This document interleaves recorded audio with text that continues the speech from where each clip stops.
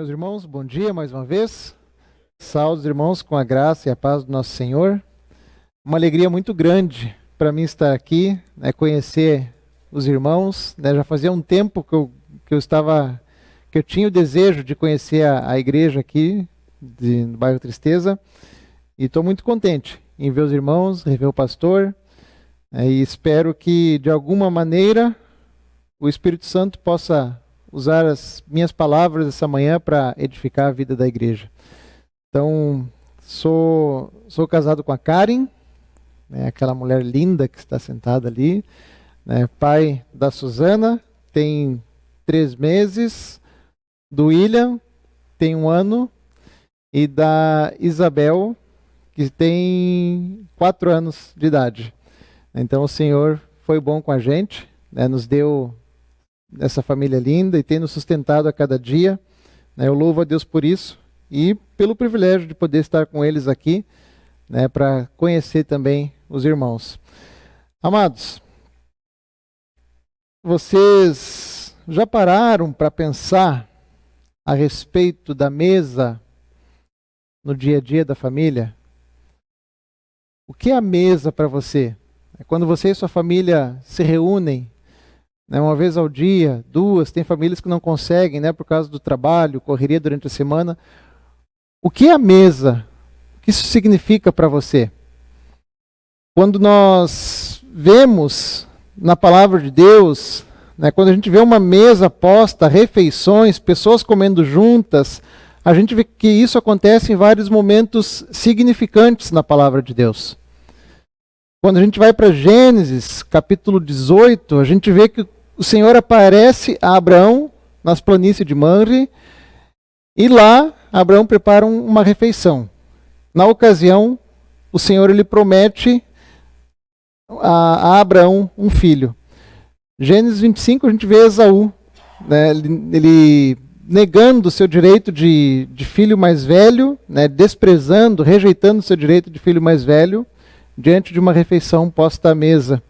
Gênesis 26, a gente vê que Isaac oferece um banquete para Abimeleque e seus oficiais, conselheiros, e ali eles fazem, então, um acordo de paz.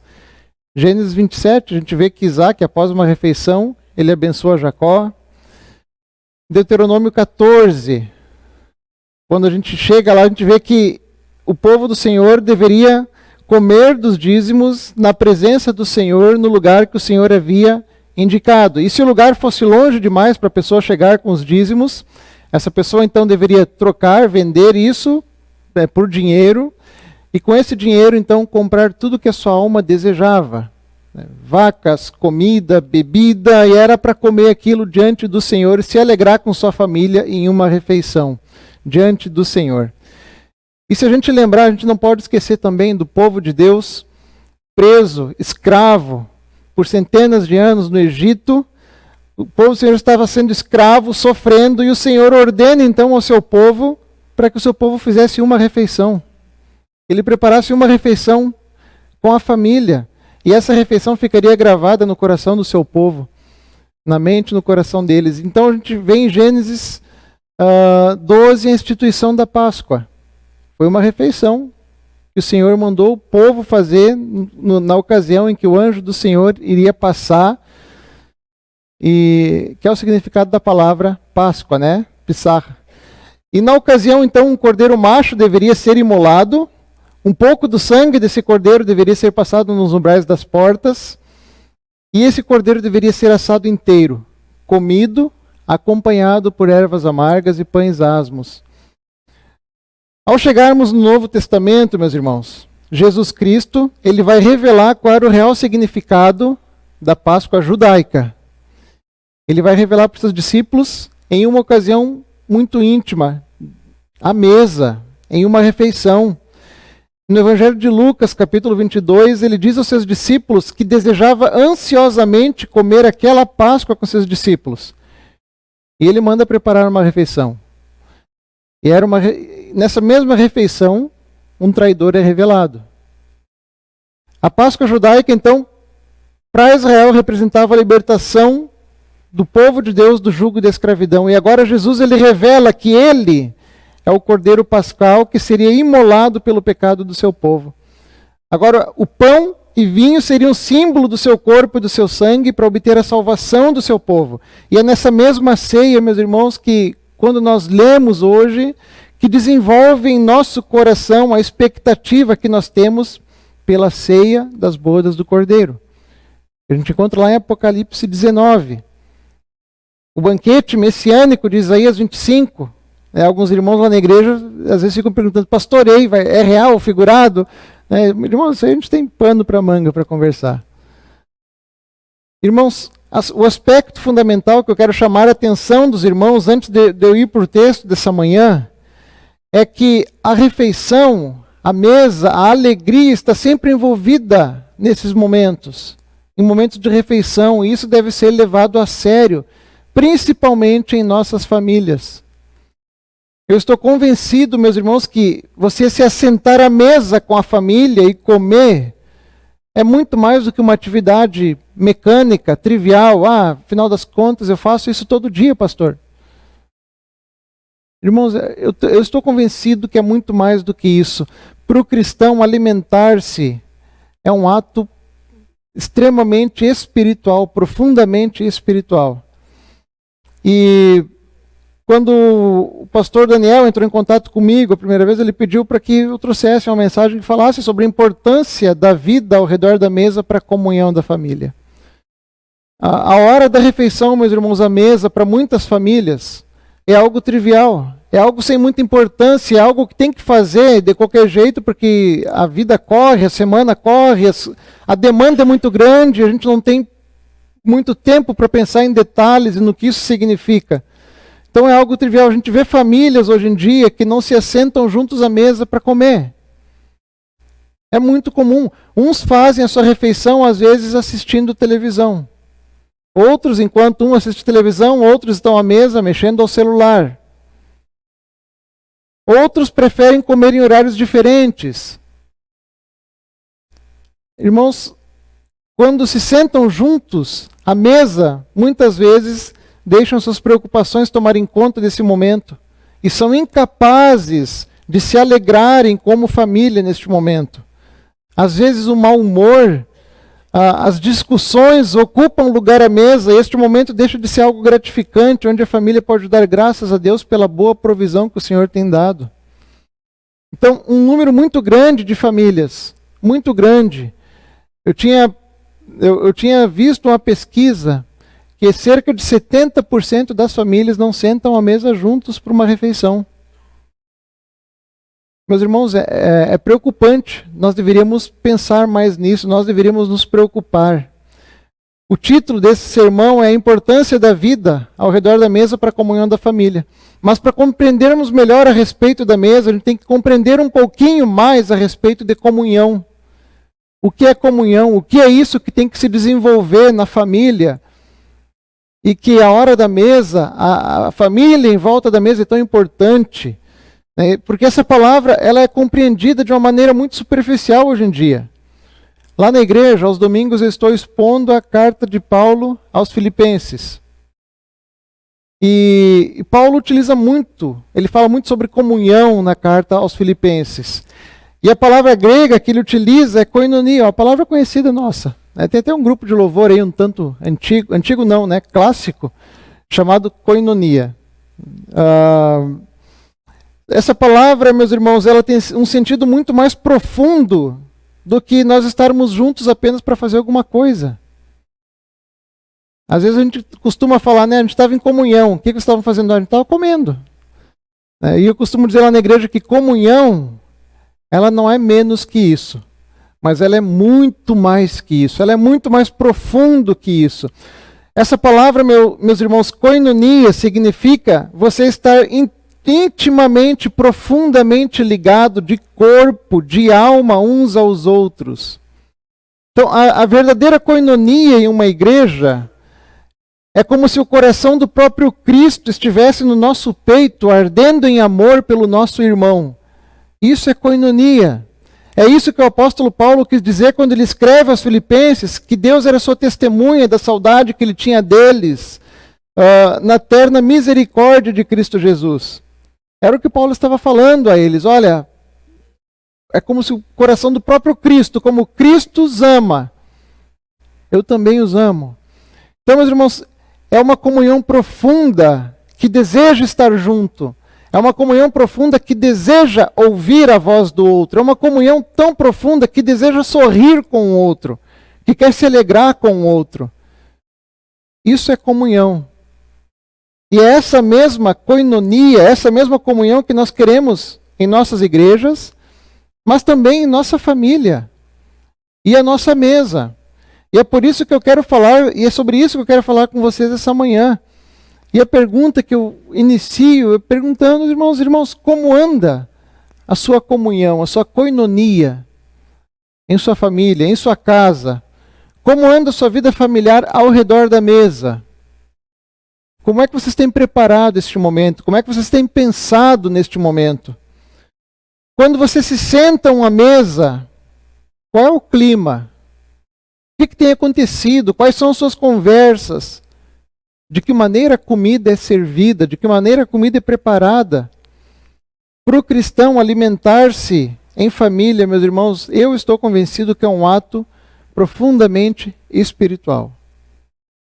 Não é algo trivial, não é algo que nós fazemos sem pensar, não deveria, pelo menos. E eu quero ler essa manhã com os irmãos Salmo 128. Quero meditar um pouquinho a respeito deste salmo com os amados.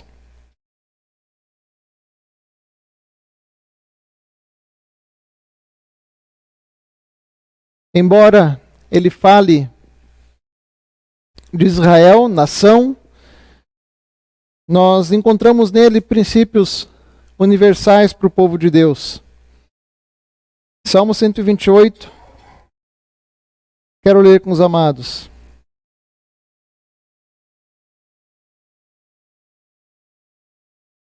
Bem-aventurado aquele que teme ao Senhor e anda nos seus caminhos. Do trabalho de suas mãos comerás, feliz serás e tudo te irá bem. Tua esposa, no interior da tua casa, será como a videira frutífera. Teus filhos, como rebentos da oliveira, à roda da tua mesa. Eis como será abençoado o homem que teme ao Senhor. O Senhor te abençoe desde Sião, para que vejas a prosperidade de Jerusalém durante os dias de tua vida. Veja os filhos dos teus filhos, paz sobre Israel. Palavra do Senhor. Quero orar com os irmãos mais uma vez. Eterno Deus, nós te louvamos, ó Pai, esta manhã, por este dia que o Senhor nos deu. Obrigado, Senhor, pelo privilégio que temos de prestar culto ao Senhor. Sabemos, ó Deus, que não somos dignos, ó Pai, mas pelos méritos do Teu Filho Jesus Cristo, o Senhor nos concede essa graça, Pai, esse meio de graça, Pai. Muito obrigado. Eu peço essa manhã, Pai, que apesar também das minhas debilidades, ó Deus, que não são poucas, que o Senhor possa utilizar, ó Deus, estas palavras com o poder do Teu Espírito. Que a Tua igreja seja edificada, Senhor, e que Teu nome seja glorificado. Em nome do Teu Filho Jesus que nós oramos. Amém. Irmãos, esse salmo, ele é um cântico de peregrinação. O povo do Senhor cantava esse salmo no caminho, quando iam para as festas, a caminho de Jerusalém, festa da Páscoa, a festa dos tabernáculos, a festa de Pentecostes. E ele acompanha o Salmo 127. A gente lê eles juntos, né? E eles voltam à promessa que Deus fez a Abraão em Gênesis 12. O salmista afirma então a importância dos descendentes. E juntos, o 127, o 128, eles se concentram então na obra de Deus, na família e por meio dela. Sim, meus irmãos, os justos, como nós acabamos de ler aqui no verso 1, os justos, eles desfrutam de muita alegria em seus lares. Ou melhor, eles desfrutam da verdadeira alegria. Não é qualquer alegria, não é uma alegria passageira, mas é a verdadeira alegria. O verso 1, ele começa dizendo da bem-aventurança. Bem-aventurado aquele que teme ao Senhor e anda nos seus caminhos. O texto começa fazendo uma constatação. Duplamente feliz, alegre, Contente é aquele que teme o Senhor e anda nos seus caminhos. Alegria real, meus irmãos, a alegria verdadeira, ela não pertence ao que tem muitos bens, aos poderosos, aos ricos, aos políticos. Ela pertence àquele que teme ao Senhor e anda nos seus caminhos. A alegria real pertence ao povo de Deus.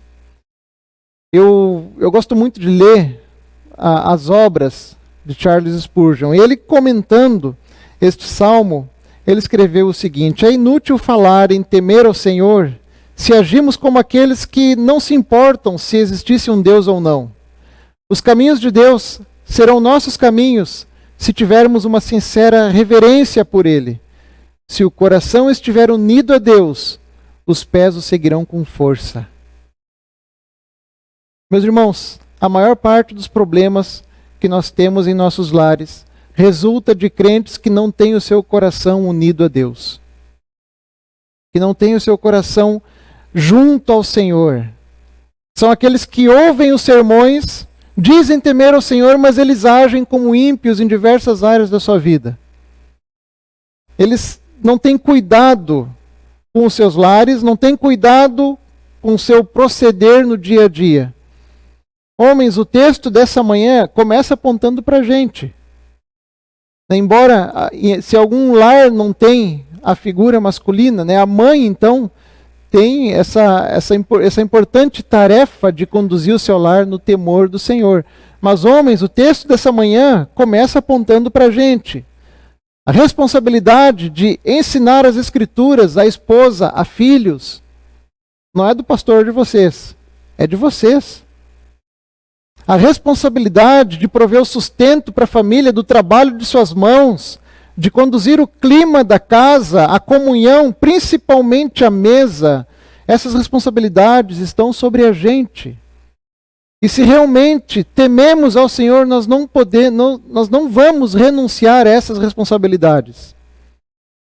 Nós somos abençoados por temer ao Senhor e andar nos seus caminhos. E esta bênção também cobre todas as coisas que estão debaixo de nossa responsabilidade. Nosso trabalho é abençoado. O Senhor nos provê força, saúde, sustento. Isso deveria tornar, meus irmãos, os nossos momentos de refeição um momento de festa, de júbilo. Porque olha o que diz o verso número 2. Do trabalho de suas mãos comerás, feliz serás, e tudo te irá bem. Meus irmãos, o trabalho ele é uma bênção de Deus. Não se engane, né? Novos céus e nova terra, a gente vai trabalhar. Ele é uma bênção do Senhor. Quando comemos do fruto desse trabalho, o nosso coração se alegra. Ou deveria se alegrar. Porque é projeto do Senhor. Então, o homem trabalha duro. E ele vai se fartar do fruto desse trabalho. O momento da refeição, meus irmãos, quando estamos à mesa, é aquele momento em que nós recebemos parte do fruto desse trabalho. Todo dia, um pouquinho por vez, nós estamos colhendo, recebendo do Senhor parte do fruto desse trabalho, quando nos reunimos à mesa para comer. E aqui, meus irmãos, é lógico que o salmista ele tinha em mente o lavrador que depois de muito trabalho, e às vezes chorando, ele desfruta do alimento que ele próprio produziu, que ele próprio plantou. Nós sabemos que o trabalho ele está amaldiçoado desde Adão. Mas pelo menos, meus irmãos, para o cristão, uma parte dessa maldição é retirada para aquele que teme o Senhor. Porque é um momento, meus irmãos, de profunda alegria. Você desfrutar do trabalho de sua mão. E aqui está o primeiro princípio, a primeira lição que devemos aplicar aos nossos momentos, à mesa, como família. Comer do trabalho de nossas mãos. É fácil, meus irmãos, sustentar uma família? Alguém que acha fácil? Se alguém que acha fácil, me explica depois que eu quero a receita. Mas, meus irmãos, é muito difícil. É trabalhoso, cansa. E pelo motivo do trabalho ser tão árduo, difícil, o fruto dele deveria nos levar a ter um cuidado especial nas horas de refeição. ter um cuidado especial, desde o momento em que as refeições estão sendo preparadas, até a maneira em que os elementos são dispostos à mesa. Isso tudo deve refletir nossa gratidão a Deus pelas bênçãos alcançadas, por tudo que Ele tem nos dado, pela provisão do Senhor, pelo fruto do trabalho duro, pela força, pela capacidade que o Senhor nos proveu, porque não dependemos de nós. O momento à mesa deve refletir, meus irmãos, a nossa gratidão ao Senhor. Meus irmãos, todos os dias em nossas casas, o fato de estar ao redor da mesa deve ser um momento de júbilo, de alegria, de festa. Não deve ser uma coisa impensada. Estou comendo porque tem que comer, estou com fome. Tem que sair correndo para trabalhar. Você deve refletir no que esse momento está representando ou pode representar para você e para sua família. No próximo domingo, o pastor Wesley me disse que os irmãos terão um almoço aqui na igreja. Meus irmãos, este é um momento propício para louvar ao Senhor como igreja. E a igreja, afinal de contas, é a família do Senhor. Nós fazemos parte da mesma família. Quando nós vamos estar à mesa. Pode ser também um momento de instrução de como uma família pode se alegrar em sua casa, quando está à mesa. Lá na nossa igreja, nos domingos a gente tem uma liturgia lá. Nos domingos não, no segundo domingo de cada mês a gente tem o nosso almoço lá. E a nossa liturgia eu começo lendo Salmo 118.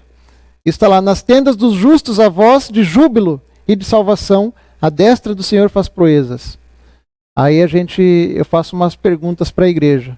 E a primeira pergunta é: que dia é esse? E a igreja responde: este é o dia do Senhor. E depois a segunda pergunta: por que este dia é o dia do Senhor? E a igreja responde: porque nele Jesus Cristo ressuscitou da morte. E a última pergunta é: e que tipo de dia é esse? E a igreja responde: esse é um dia de alegria. E a gente termina lendo Salmo 118, 24, onde diz: este é o dia que o Senhor fez, regozijemo-nos nele e alegremo-nos nele.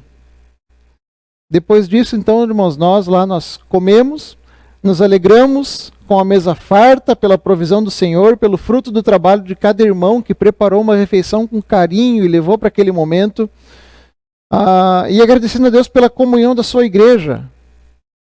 Meus irmãos, essa mesma liturgia poderia ser realizada em nossos lares. Por que não? Um momento especial de gratidão ao Senhor. De que esse momento não é apenas um momento qualquer, um momento sem significado algum, a não ser encher a barriga e sair de novo.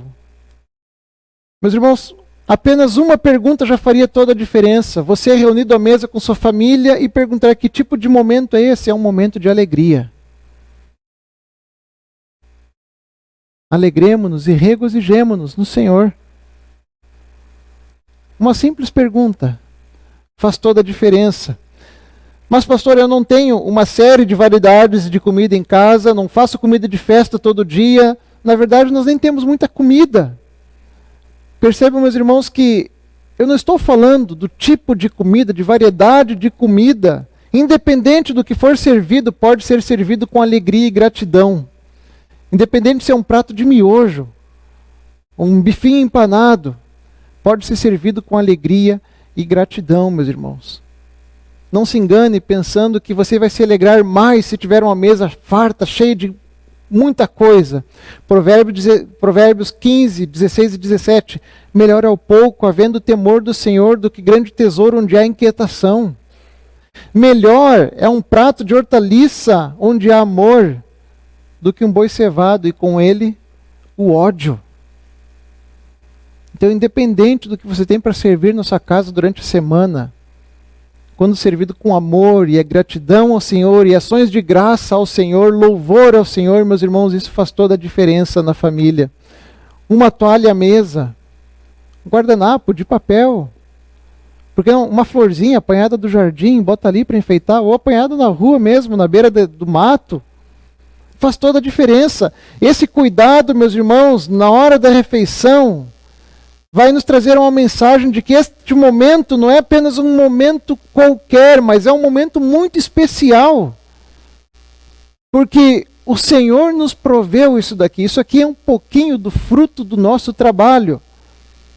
Nós estamos recebendo do Senhor parte do fruto do nosso trabalho. Homens, como nós tememos ao Senhor, eu assim espero, como nós tememos e andamos no seu caminho, não só o nosso trabalho é abençoado com frutos, mas também o nosso lar. Nossa esposa e os nossos filhos são alcançados por essa bênção do Senhor. Percebam, verso 13, o que o salmista escreve. Tua esposa no interior da tua casa será como a videira frutífera, teus filhos como rebentos da oliveira, à roda da tua mesa. Então, ao redor da mesa, meus irmãos, não é momento de mau humor. Presta atenção, não é momento de mau humor, de cara fechada por causa de problema. E eu sei que isso é difícil, irmão. Às vezes é difícil. E eu confesso aos irmãos, para mim às vezes é difícil isso. Às vezes eu chego em casa, estou almoçando, minha esposa vira para mim e pergunta, tá brabo? Eu falo, não. Às vezes a Isabel, minha filha mais velha ali, de 4 anos, ela está comendo com a cara meio emburrada, a gente faz cara de feliz. Cara de emburrada não. Então, às vezes é difícil, irmãos. Às vezes a gente está cheio de problema para resolver, sabe que à tarde vai ter um monte de coisa esperando a gente resolver, a gente fica com aquilo na cabeça. Irmãos, horário da refeição em família não é horário para cara fechada, mas é um momento de ação de graça. É um momento de alegria. Ao chegar em casa, o marido trabalhou pesado, foi difícil, se incomodou. Ele chega em casa, o marido tem uma bênção de uma esposa piedosa, mãe de filhos. Aquele que teme o Senhor pode ser abençoado com um lar grande e feliz, meus irmãos. Pode. A esposa daquele que teme o Senhor e anda nos seus caminhos, ao contrário da mulher de Provérbios 7, ela não anda, que não parava com seus pés em casa, mas ela cuida com amor, com carinho do seu lar, dos seus filhos, do seu marido, e os seus filhos florescem. Apenas mais uma citação de Spurgeon ao comentar esse texto. Ele diz assim: embora a ideia de gerar filhos seja encontrada na figura da videira frutífera, ela vai muito além dela. As boas esposas também são frutíferas em bondade, economia, ajuda e afeição. Se não tiverem filhos, de modo algum são estéreis se nos derem o vinho da consolação e os cachos do conforto. A esposa de um homem que teme ao Senhor e anda nos seus caminhos é abençoada pela conduta do seu marido.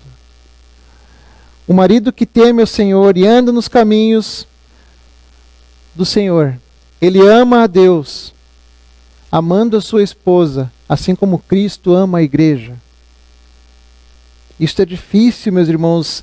E a esposa, sendo amada e cuidada, assim como uma videira bem cuidada, ela frutifica em bênçãos para o lar. Ela tem filhos, se o Senhor as der. Mas ela frutifica principalmente em bênçãos para o próprio lar. E esse versículo também nos fala sobre como são os filhos. E ele está dizendo ali no verso 3 ainda, após falar sobre a esposa, ele diz: teus filhos como rebentos da oliveira à roda do quê? Da mesa. Olha a mesa aí de novo, irmãos. Provérbios 17, 25 nos diz que o filho do insensato é a tristeza para o pai e a amargura para quem lhe deu a luz. Mas não é assim no lar daquele que teme o Senhor e não renuncia às suas responsabilidades. Porque às vezes o homem até pode temer o Senhor, mas renuncia a algumas responsabilidades. E a família paga caro por isso. Mas o homem que não renuncia às suas responsabilidades, como representante, como responsável por cuidar da alma e do coração daqueles que estão sobre seu teto, seus filhos não lhe trazem vergonha, Seus filhos não lhe trazem dor, não lhe trazem amargura, mas o texto diz que eles são como uma fonte de alegria, orgulho. Ao redor da mesa, os filhos são cheios de alegria, são cheios de vigor, cheios de paz. E principalmente, cheios da promessa do Senhor. Os rebentos da oliveira, né? Embora uma oliveira demorasse muito para dar muito fruto, né? Ela sempre dava muito fruto. Então eles estão cheios da promessa do Senhor, promessa de muito fruto. Ao redor da mesa, meus irmãos, tudo isso acontece ao redor da mesa. A família reunida ao redor da mesa pode ser um poderoso testemunho da bondade do Senhor. Por isso, eu peço aos irmãos, não desprezem este momento tão especial e que no texto que nós lemos essa manhã, ele ganha cores fortes e vivas e que representa a bênção do Senhor sobre a família. Os filhos que uma esposa gera são sinais de favor divino. O salmo anterior, né, Salmo 127, vai estando dizendo que os filhos, eles são uma herança do Senhor. A oliveira, os filhos ali são como os rebentos da oliveira. A oliveira, meus irmãos, era famosa por sua vitalidade, por sua força, por sua longevidade. A videira era fonte de alegria. Juntos, a videira e a oliveira produziam frutos importantíssimos para o povo do Senhor, para a economia da época. A videira produzia o seu suco, o vinho, dava fruta, o alimento. A oliveira produzia o alimento, fruta, madeira, azeite para as lâmpadas do templo, o óleo que era usado para ungir os sacerdotes, medicamentos. Então, meus irmãos, as refeições à mesa devem refletir todas essas bênçãos do Senhor, à medida que se reúnem, verso 3, final do verso 3, à roda da tua mesa. E, meus irmãos, neste momento, então, há uma sensação de comunidade e felicidade em nossos lares. A koinonia. Lembra da palavra koinonia que eu falei no início? Nesse momento deve haver koinonia. É aquela vontade de estar junto, de ouvir o outro, de conversar, de sorrir junto. Isso resulta em um verdadeiro companheirismo, unidade de coração, de pensamento. E, meus irmãos, como falta isso em nossas famílias? Talvez a realidade, talvez você esteja pensando, mas pastor, a minha realidade não está assim. Esse é um momento muito especial lá em casa, sempre foi. Tudo bem, mas acredite, a maior parte das pessoas é diferente. Deveríamos nos preocupar com isso, meus irmãos. É o momento de ouvir uns aos outros. É o momento que a família tem de rir junto. Por que não ser um momento que a família canta uma canção? Lá em casa, com os nossos filhos, após a oração, ação de graças, a gente sempre canta uma canção, uma musiquinha, agradecendo a Deus pela refeição. Por que não uma canção? Por que não a leitura de uma parte das Escrituras? Meus irmãos, grande parte da felicidade que nós teremos nessa vida se resume em ter uma boa esposa, ou a esposa ter um bom marido e filhos. Boa parte da nossa alegria vai se resumir nisso. As famílias da antiguidade, meus irmãos, elas ficariam espantadas se elas vissem hoje pais e filhos espalhados pela casa, cada um fazendo a refeição do seu jeito, fazendo as coisas com pressa, fazendo deste momento tão gracioso, muitas vezes um momento que é propício a intrigas, a mau humor. Eles ficariam escandalizados se vissem hoje as famílias no momento de refeição, num horário de refeição. E o verso 4, meus irmãos, Salmo 128, verso 4 diz assim, ele vai repetir, eis como será abençoado o homem que teme ao Senhor. Como afirmado anteriormente no verso 1, aqui há uma garantia de bênção para todos aqueles que temem ao Senhor e que andam no seu caminho. Nós reconhecemos, meus irmãos, é verdade que algumas pessoas que genuinamente temem ao Senhor, que andam nos caminhos do Senhor, nem sempre elas desfrutam de todas as bênçãos especificadas no verso 2 e 3. Há uma constatação isso. A gente percebe isso hoje em dia. Qual o motivo, pastor? Por que isso? Isso porque o salmista escreveu esse salmo como uma bênção desejada para aqueles que temem o Senhor. Em segundo lugar, é porque o que encontramos nesse salmo são descrições gerais da vida abençoada do povo de Deus. Em terceiro lugar, porque essas não são as únicas bênçãos da vida e Deus pode dar outras bênçãos em compensação aos que temem ao Senhor. E por último, meus irmãos, mas não menos importante, é porque nenhum de nós aqui essa manhã teme ao Senhor perfeitamente. Nós não tememos ao Senhor perfeitamente. Por isso nós precisamos tanto de Jesus Cristo e do seu sacrifício. Os últimos 2 versículos desta manhã, do Salmo 128, eles nos contam sobre a conduta do povo de Israel. Eles suplicavam a Deus pela nação de Israel, pela prosperidade da nação, e eles esperavam que os seus filhos amassem a Deus e fossem também verdadeiramente patriotas, meus irmãos. E aqui está um outro princípio universal desse texto. Por mais que tenha sido escrito ao povo de Deus, nação, Israel, nação, o princípio de temer ao Senhor, de amar ao Senhor e de patriotismo começa em casa. Não é na escola, não é em lugar nenhum, é na própria casa. É em casa. O verso 5, meus irmãos, então, vai nos ensinar sobre a importância de um lar onde os filhos são criados no temor do Senhor. O Senhor te abençoe desde Sião, para que vejas a prosperidade de Jerusalém durante os dias de sua vida. E ele está pedindo aqui pela bênção da longevidade, né? Em verso 5 ele pede para que os pais possam ver, verso 6, para que os pais possam ver, então, os filhos dos filhos. E ele termina, veja os filhos de teus filhos. E ele termina, paz sobre Israel. Meus irmãos, os pais verem os filhos dos filhos é uma bênção do Senhor.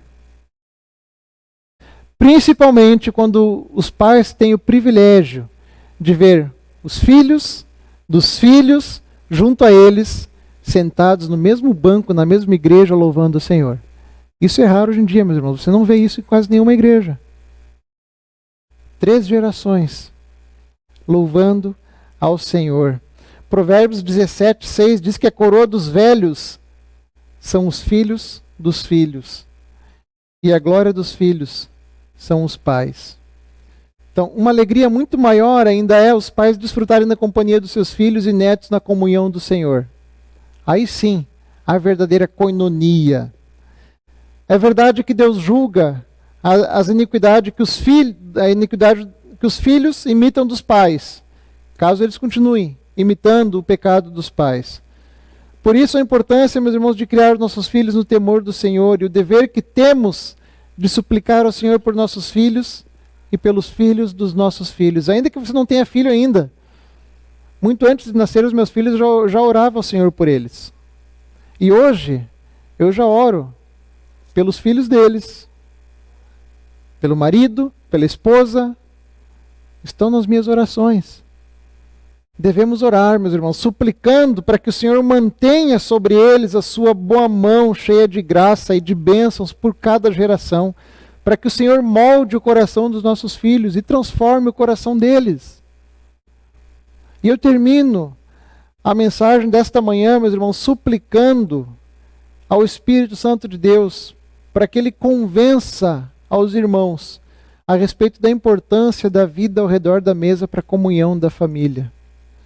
Quando nós estamos ao redor da mesa, temos uma oportunidade ímpar de glorificar a Deus por todo o seu cuidado sobre nossas vidas, de nos alegrarmos com o fruto do nosso trabalho, de cuidarmos do coração uns dos outros e olharmos com alegria para a herança que o Senhor nos deu, que está ao redor da nossa mesa, os nossos filhos. Na parábola do filho pródigo, lembrando agora, nós vemos um pai esperando o filho de braços abertos e depois manda preparar uma refeição. É um banquete. para receber esse filho. Então lembre-se que o lugar à mesa é um lugar de acolhimento. A mesa é um lugar de alegria. E por fim eu quero trazer-lhes mais uma vez à memória que o ápice da reunião cristã, o ápice do culto cristão, da reunião, é a ceia do Senhor. Ou seja, mais uma vez, a mesa representada. E o Senhor chama a sua família a participar dessa refeição. Então a família ao redor da mesa. Ao redor da mesa podemos dar um testemunho poderoso sobre a providência divina. Que o Senhor nos ajude, meus irmãos, colocando sua bondosa mão sobre nós, sobre nossas famílias, para que a nossa comunhão, para que a nossa koinonia familiar seja um testemunho poderoso da bondade do Senhor, em meio a um mundo aí fora que está se destruindo, se degenerando em famílias desestabilizadas, em famílias destruídas. Que nossas famílias possam levar a luz do Senhor a esse mundo, para que todos vejam que há sim esperança de um recomeço para toda e qualquer família. Essa esperança está somente no nosso Senhor e Salvador Jesus Cristo. Convido a igreja a orar mais uma vez. Eterno Deus e Pai Todo-Poderoso, nós te louvamos essa manhã, Pai, pela tua bondade para conosco. Porque o Senhor, ó Deus, pelas palavras do salmista, nos diz que faz homens solitários viverem em família. E nós te louvamos, Pai, porque isso é obra do Senhor realmente. Muito obrigado pelas famílias que o Senhor tem nos dado. Te pedimos, ó Deus, que o Senhor nos dê sabedoria, principalmente nos momentos à mesa, que possa refletir, Pai, nesses momentos possam refletir, Pai, realmente a nossa gratidão ao Senhor por toda a bondade e cuidado com o Senhor em nossas vidas. Por favor, ó Pai, abençoa os homens desta igreja, as esposas também, ó Deus, a olharem para este momento como um momento oportuno, Pai, de ter um testemunho poderoso, Senhor, não só para o mundo, mas também para os nossos filhos ao redor da mesa, de como o Senhor tem sido bom conosco e não tem nos deixado faltar, ó Deus. Te louvo, Pai, por esta manhã e que esta palavra, Senhor, possa, com a ajuda do Teu Espírito Santo, fazer morada no coração dos meus irmãos. Em nome de Jesus. Amém.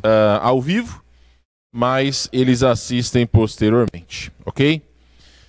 Meus irmãos, temos sido grandemente abençoados pelos temas abrangidos. Eu agradeço a Deus pela vida do pastor Flávio. E verdadeiramente esse tema foi uma bênção para a minha vida, sei que também foi bênção para a vida dos irmãos. Eu tenho algumas perguntas aqui, e aí então, a filhinha do pastor, pode ver que ela é bonita como a mãe, graças a Deus. Pode ficar à vontade, pastor, pode, não, fica tranquilo, tá? Ela vai, essa é a Suzana? Isabel, bem-vinda, Isabel. Tem umas perguntas para você também. Brincadeira, tá, Isabel? Então, pastor, algumas perguntas aqui para o irmão. Eu vou lhe passar o microfone, que aí as pessoas em casa podem também ouvir a sua resposta, tá bom? Então, lembrando a vocês, se querem, podem mandar perguntas direto para o meu WhatsApp. Vou chegar aqui. Pastor, é pecado a família sempre? E aí eu coloco em destaque a palavra sempre. Fazer refeições separadas.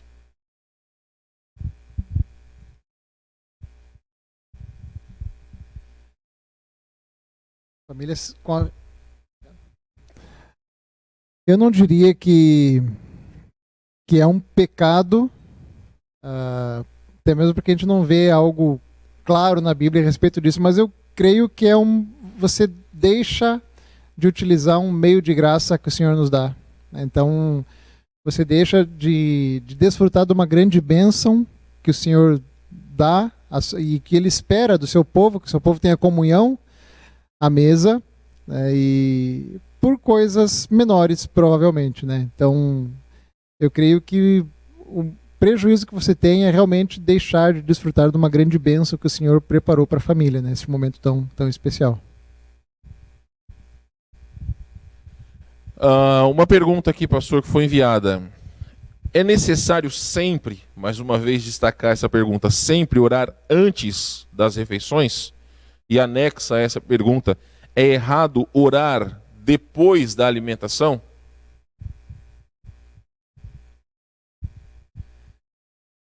É errado você não orar pela alimentação. Martim Lutero, ele não tinha filtro. Eu costumo dizer que ele não tinha filtro, né, do que ele pensava para o que ele falava. E ele costumava dizer também, né, que apenas animais, né, comiam sem agradecer, né? Então, realmente, quando nós temos o alimento à nossa mesa, temos que reconhecer que é fruto do trabalho nosso, mas dado pelo Senhor. Salmo 127 mesmo diz, né, que se o Senhor não abençoar, né, em vão trabalha, né, o que edifica a casa, né? Então, o alimento na mesa é um reflexo das dádivas do Senhor. Se nós comermos, né, sem este momento de gratidão, realmente é um grande erro, né? É ingratidão para com aquele que nos abençoou, né, com essas dádivas. Pastor, quais os malefícios de perdermos a prática de termos as refeições juntos? Eu sei que o irmão abrangeu um pouco dessa questão, mas a pergunta, quais os malefícios de nós perdermos essa prática de termos as refeições juntos?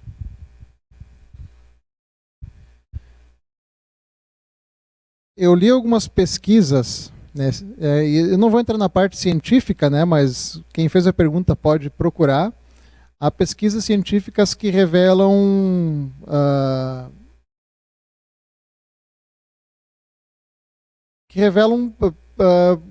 você não fazer a refeição junto em família é prejudicial, né? Só que eu não vou entrar agora, até porque eu não lembro, né? Não tomei anotações.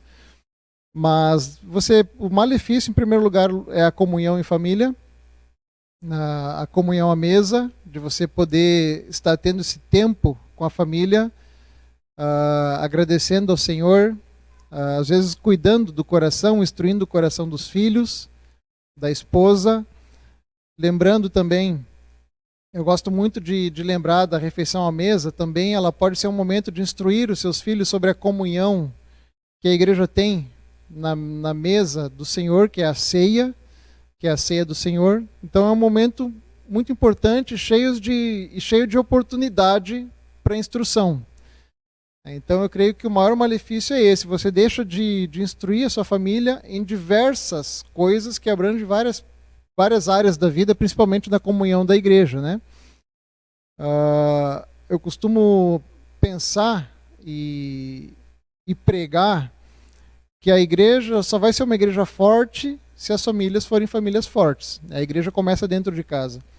Então, se os filhos não têm, a família não tem uma comunhão em casa, a igreja vai ser muito prejudicada por isso, né? Então, isso vai refletir também como malefício na própria igreja. Então, sem contar o aspecto científico também, né, que é bastante prejudicial, né, a não ter esse momento junto, né.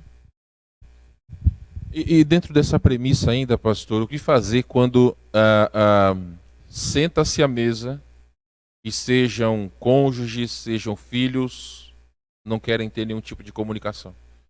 Senta, come calado, entra calado, come calado e sai calado. Como ter uma comunicação nesse sentido? Acontece muito em casos que um dos cônjuges, né, não são cristãos. Já me relataram isso. O convite a orar à mesa agradecendo sempre deve ser feito pelo cristão. Se a parte que não é cristã não quiser, o cristão agradece e ora pelo coração dessa pessoa para que o Senhor uma hora quebrante esse coração, né? E agora, quando toda a família é cristã, eu acho que é difícil isso acontecer, né? Mas se acontecer, aquele que quer fazer isso tem que orar, talvez por quebrantamento do coração também da outra pessoa, né? Porque não é normal, né? Não é normal uma família cristã não querer conversa durante a mesa, né? E não ter esse momento como um momento de alegria, né? E ações de graça. No caso do cônjuge não cristão, é um fardo que o cristão vai ter que levar, né, e orar ao Senhor para que quebrante o coração dessa pessoa, né, e lembrar que não é um momento de discussão, né, é um momento de você compreender, entender a pessoa, se ela não quer participar, né, orar ao Senhor por ela, pelo Senhor quebrante o coração dela, mas não abandonar essa prática, né, não abandonar essa maneira de convívio familiar, né, tentar fomentar isso tanto quanto possível, né, lógico, ao ponto de não gerar nenhuma discussão, briga, né, à mesa, que às vezes é comum hoje em dia também, né. Uma das questões que a gente vê, e eu sei que acontece com alguns irmãos, é que muitas vezes não conseguem estar nos horários das refeições juntos. Às vezes nem mesmo o café da manhã, nem almoço, nem jantar. Então, em ocasiões como essa,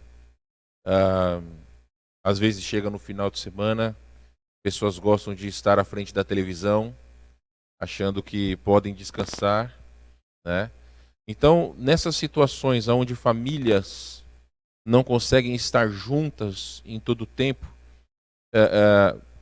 de que maneira elas podem, talvez, aproveitar o tempo quando estiverem juntas? Quais, talvez, podem ser alguns inimigos da família que não tem muito tempo para estar juntos? É o mal de hoje, né, da sociedade pós-moderna, é o tempo, né? Então, realmente, hoje muitas famílias não têm tempo de estar junto para refeição no almoço, para janta, mas, sendo possível, estar uma refeição junto, né, fomentar esse comportamento, né, essa prática. Os ladrões, os nossos vilões do tempo em família, juntos, às vezes a pessoa vai ter só o final de semana, só o domingo, né? Tem gente que trabalha no sábado também. Eu costumo ter o domingo como um dia especial, um dia separado do Senhor, né? E neste momento, no domingo, né, eu aconselharia, se você não tem tempo algum, né, você realmente se afastar de televisão, né, se afastar do celular. O celular é um grande vilão. Eu sei por mim, né? Às vezes minha esposa chama atenção ali, tu fica respondendo mensagem, né? E o domingo não, o domingo é um dia que o Senhor deu de presente a nós, né? Jesus Cristo falou que o domingo, né, o homem não foi feito para o domingo, mas o domingo para o homem, né? Então é algo que o Senhor nos deu para que a gente aproveite realmente em família, né? Louvando o Senhor, né, em momentos de devoção. Não tem tempo a semana inteira, né? Final de semana vai ter que cuidar da família. Vai ler a Bíblia com a família, com a esposa, com os filhos, né? Vai tirar tempo com os filhos, horário da refeição, né? Tem um horário decente da refeição, né? Prepara um ambiente bom, uma mesa, né, bacana, e tem esse momento de gratidão, né, ao Senhor em família, né? Isso é importante. Sei que, apesar da correria do mundo pós-moderno, todos nós conseguimos encontrar um momento, né, no domingo, que seja para ter esse tempo precioso com a família, né? Então, às vezes, o que nos falta não é tempo, né? O que nos falta é empenho para a gente realmente colocar em prática, né, e temor do Senhor no nosso coração para cuidarmos de maneira melhor da família que Ele nos deu, né? Até também dentro dessa questão, pastor, o irmão citou a questão do celular, e às vezes existem casais que têm o hábito de ficar um de um lado, outro do outro, cada um com o seu celular, não existe comunicação. A gente vê que realmente um dos males de hoje em dia é essa questão da tecnologia. Meus pais, eles têm estabelecido que no horário da refeição eles não atendem ligação, mas para nós pastores muitas vezes a gente não tem muito esse luxo, né? Mas aqui na minha casa, eu uso para vocês como exemplo, não vou dizer que eu nunca li uma notícia enquanto estava comendo, né? Não vou dizer que eu nunca fiz isso. Mas geralmente eu deixo o celular ligado no hino. Um hino baixinho, né? E aí, enquanto nós estamos comendo, aí nós estamos ouvindo o hino. Então, não se pode também demonizar a questão do celular, mas pode se usar para o bem, né? Então, é muito importante que os irmãos entendam exatamente isso, que aproveitar as oportunidades, como o próprio pastor falou, que sejam apenas uma ou duas vezes, mas que elas possam ser bem aproveitadas. Qual conselho, pastor, para casais que o senhor dá, né, para casais, onde não há prazer nem em providenciar, quanto em preparar o alimento. O irmão falou exatamente isso na sua exposição, sobre a responsabilidade do homem em providenciar e sobre a responsabilidade da esposa, mas também não tira do marido, de também preparar. Mas muitas vezes não há esse prazer em poder fazer. É claro que é importante destacar, né? Cada refeição também não deve ser um evento, mas deve ser feito com amor, né? Então, qual o conselho do irmão nessas situações onde não há, seja prazer mútuo, tanto de um de providenciar, quanto de outro de preparar, ou se há uma parte aí defeituosa? Qual o seu conselho nessa questão? Da parte do homem, se não há prazer em providenciar, deveria converter o coração dele. Né? É o papel que o Senhor deu ao homem, né? Então, se não há prazer nisso, ele sendo cristão, ele deveria meditar realmente no que a Bíblia fala sobre o papel dele, né, como representante do seu lar, como responsável pelo seu lar. E na questão, no caso, se a esposa for a que prepara a refeição em casa, né, porque às vezes o marido prepara também, como o pastor falou, o marido não está isento, né, de também fazer a refeição, mas se a esposa não tem prazer nisso, né, eu aconselharia também ela meditar, né, a respeito do que realmente significa este momento, né, ver nisso a mão do Senhor, né, a providência do Senhor sobre sua casa, e se ainda assim isso, né, não quebrantar o seu coração, pedir realmente ajuda, né, para as mulheres mais velhas, né, da igreja, a como realmente amar o seu lar, amar o seu marido, amar, né, o que ela está fazendo, né, porque é uma bênção do Senhor.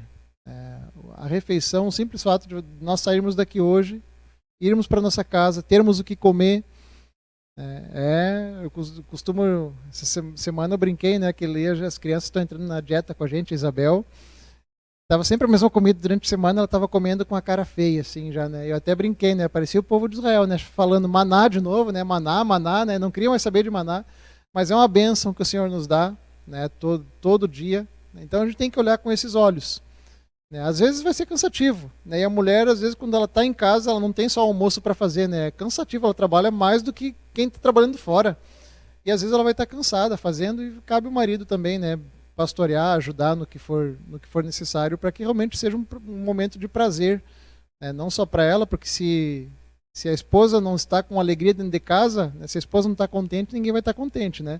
Então cabe ao marido também ter essa sensibilidade, né? E ajudar a esposa no que ele puder, né?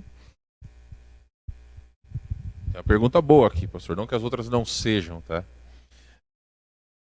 Mas antes dessa pergunta boa aqui, eu vou deixar essa para o final. Um pouco mais polêmica. Pastor, e famílias que não há mesa em casa? Porque acontece. Às vezes a casa não é muito grande, não se pode, às vezes não consegue ter uma mesa. E aí, talvez a pessoa pode usar como exemplo, mas e aí, o que eu faço? Como que eu faço para ter comunhão com a minha família se eu não tenho mesa em casa? E ainda dentro dessa... eu vou esperar o senhor responder, depois eu faço outra.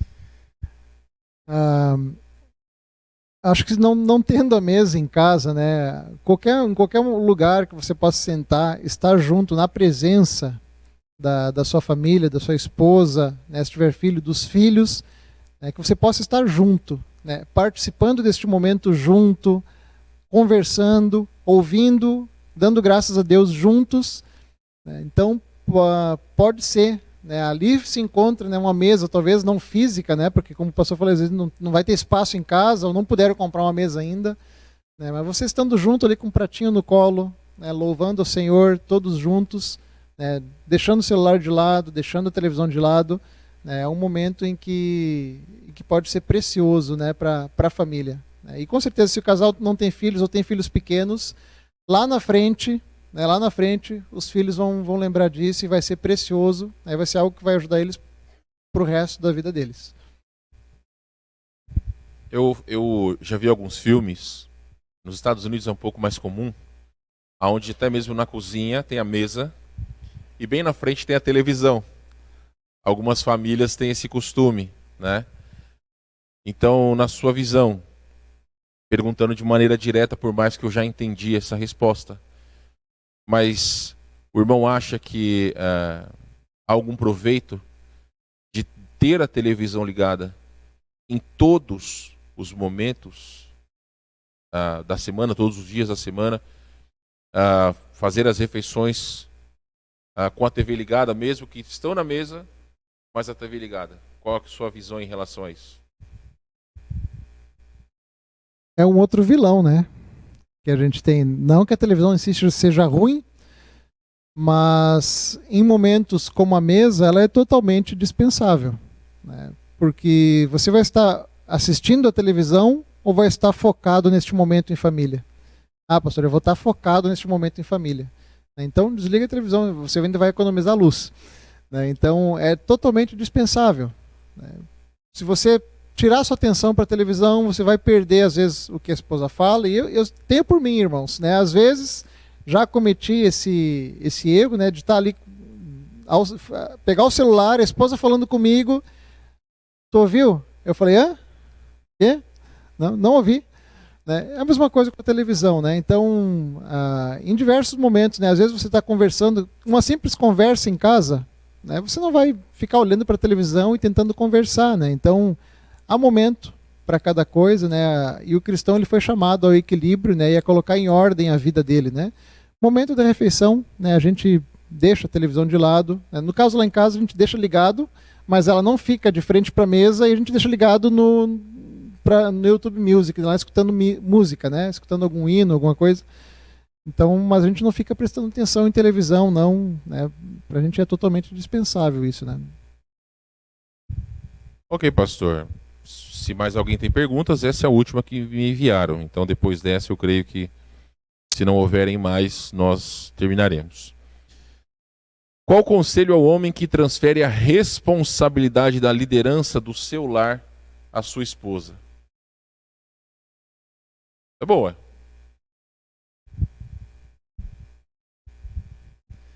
Tem que pensar bem, né, nas palavras que a gente ocupa. Lá na igreja a gente tem reunião de homens, daí na reunião de homens a gente não pensa no que fala, né? A gente só fala para os homens e eles matam no peito, né? Homens, Deus nos chamou para uma tarefa bem definida.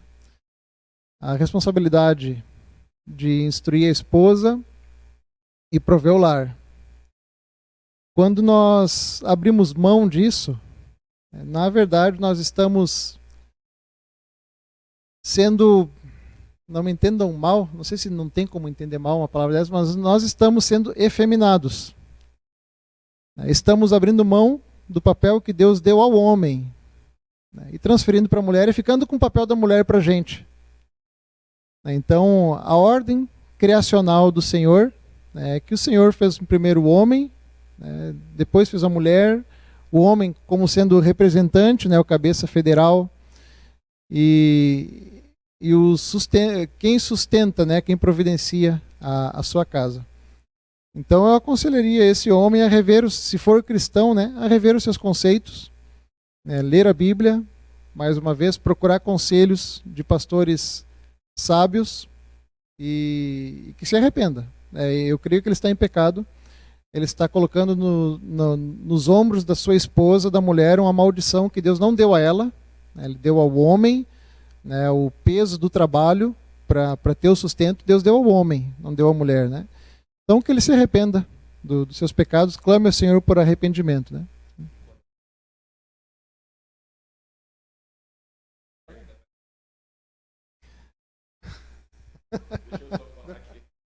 Pessoal que está ouvindo, né? Porque tem alguns irmãos que vão falar, isso, pastor! Para os irmãos que nos assistem. E quando é o contrário, né? Quando é a mulher que quer cantar de galo em casa, né? O homem às vezes tenta. E aí, minhas irmãs, eu não estou falando contra vocês. Eu estou dando a mesma oportunidade para o pastor responder em relação aos homens, agora também em relação às mulheres, né? Mas às vezes tem alguns homens que procuram fazer o seu papel, mas a mulher ainda assim quer se impor.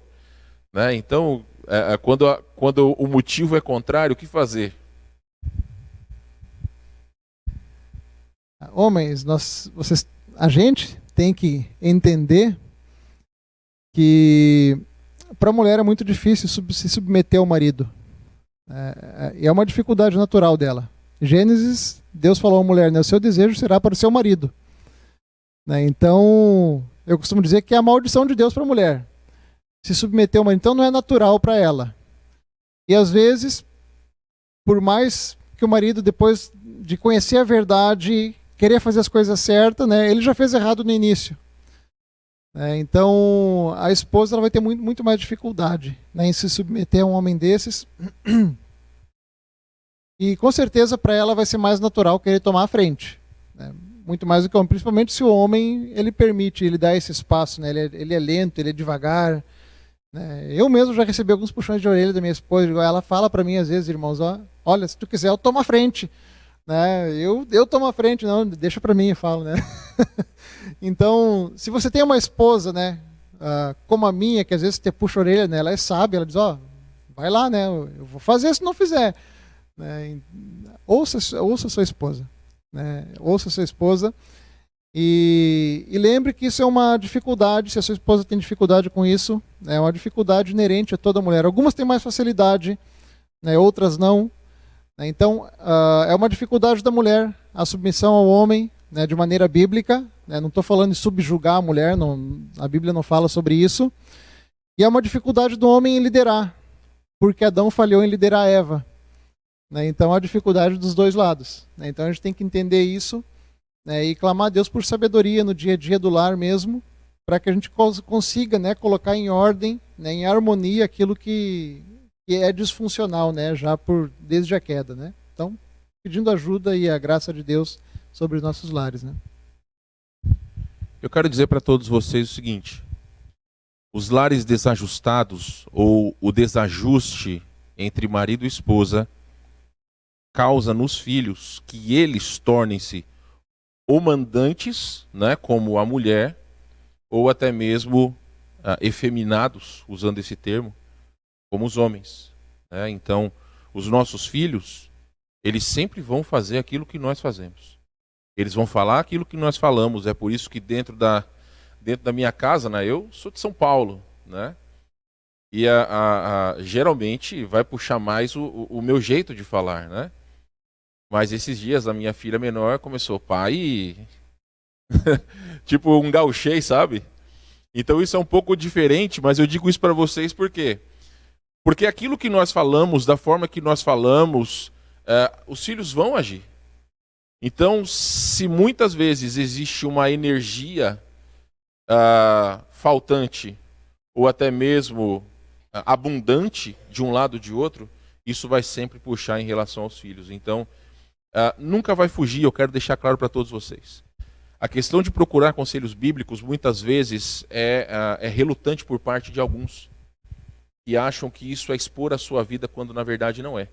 E muitas vezes quando chega até o pastor, e o pastor Flávio está aqui, ele pode discordar ou concordar comigo, muitas vezes quando as situações chegam até nós é porque o caldo já desandou. Né? Então seria muito mais fácil, dizendo para todos vocês, procurar os conselhos, procurar ajuda, a fim de que nós possamos abrir na palavra de Deus. E às vezes o coração é realmente endurecido. Nós lutamos contra o nosso pecado. E às vezes uma das saídas é orar. É simplesmente colocar os joelhos no chão e clamar ao Senhor. Então, meus irmãos, eu realmente louvo a Deus, assim como o pastor Daniel, nós como pastores dessa igreja.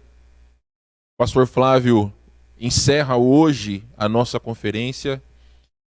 Eu iria repassar todos os assuntos, todas as oportunidades que tivemos para conversar, mas na semana que vem eu faço isso. Eu convidei pastor Flávio e sua família, bem como o Clayton e a Suelen, para estarem conosco na semana que vem no almoço. E aí vocês podem conversar com eles, temos oportunidade de poder conversar, se a esposa deixar, claro, né? Brincadeira, irmã. Mas de toda maneira será uma bênção. Quero convidar a todos vocês a estarem conosco. Lembrando, eu coloquei no grupo da nossa igreja o aviso que não terá culto hoje, Eu coloquei também o endereço do Gaúchos para Cristo. Só quero lembrar o seguinte: a Ruth está conosco hoje porque a igreja onde ela está frequentando, que é a Igreja do Cristal, eles estão com surto de Covid. Então não está tendo cultos lá. Então a Igreja do Cristal vocês não participam, tá? Se porventura vocês querem alguma confirmação por parte dos pastores, porque tem algumas igrejas, eu acho que lá na igreja do irmão o culto é de manhã apenas, né? Então, se você quer alguma confirmação, se tem culto à noite, manda mensagem para mim, eu posso entrar em contato com os demais pastores. Pastor Flávio, muito obrigado, uma grande bênção. Depois que nós encerrarmos, eu vou pedir para o irmão ficar ali na porta, para que os irmãos possam conversar com o senhor, tá bom? Também agradecendo a família, e mais uma vez estendendo o convite para estarem conosco. Sei que vai ser uma grande bênção no próximo domingo, tá bom? Muito obrigado, meus irmãos, por estarem conosco. Seu Ney já não será mais apresentado como visitante da próxima vez. E demais irmãos, vamos aproveitar da nossa comunhão uns com os outros. Lembre-se de dar um abraço bem apertado na Victória, no João. O irmão Edson, acho que ele vai achar meio estranho o abraço apertado, né, Edson? Talvez dos homens, né? Os homens podem dar um abraço bem apertado no Edson. Não tem sido uma semana fácil para eles, mas é muito importante que nós demonstremos o nosso amor, o nosso carinho por todos eles, tá bom? Eu vou orar, o pastor Flávio, depois da oração, vai se encaminhar ali para trás, os irmãos terão a oportunidade de poder conversar com ele, também a sua família, mas no caso da esposa, né, eu estou vendo ali que a pequena é a Suzana. A Suzana está confortavelmente descansando no colo da sua mãe, então seria um pecado tirá-la desse cochilo, né? Então deixa ela descansar um pouquinho, a esposa ficar à vontade, tá bom? Sim. Oi? Sim. A irmã Cleide tem pedido para que nós oremos pelo Recife. Os irmãos têm acompanhado como as chuvas têm sido terríveis ali. E a irmã Cleide tem familiares, a sua residência fixa é lá. Então nós vamos orar por isso. E também encerrar o nosso culto em oração. Oremos então. Deus Todo-Poderoso, nós agradecemos por este mês tão abençoado que tivemos. Foi uma bênção receber pastor Michael Ring, pastor Fábio Volpe, pastor Marcos Stuck e agora o pastor Flávio Oliveira. Agradecemos por todos esses grandes homens de Deus que, movidos pelo Espírito Santo, trouxeram o recado do Senhor aos nossos corações e a importância de nós aplicarmos essas verdades nas nossas famílias. Às vezes, ó Deus, há o desejo do esposo, da esposa, dos filhos, de poderem ser conforme a Tua palavra, como foi ensinado esses meses, mas às vezes não temos força em nós mesmos. É importante entender, ó Deus, que precisamos nos esforçar a fim de que sejamos uma família bíblica, a fim de que nós possamos experimentar não só da sua graça, mas da bênção de termos uma família que serve ao Senhor fielmente. É importante que nós oremos uns pelos outros, esposas orem pelos seus maridos, maridos orem pelas suas esposas, ambos orem pelos seus filhos e filhos orem pelos seus pais, porque somente desse jeito é que nós estaremos mais firmados no Senhor e prontos a lutar, ó Deus, ao seu lado, contigo à frente, contra as artimanhas e armadilhas de Satanás.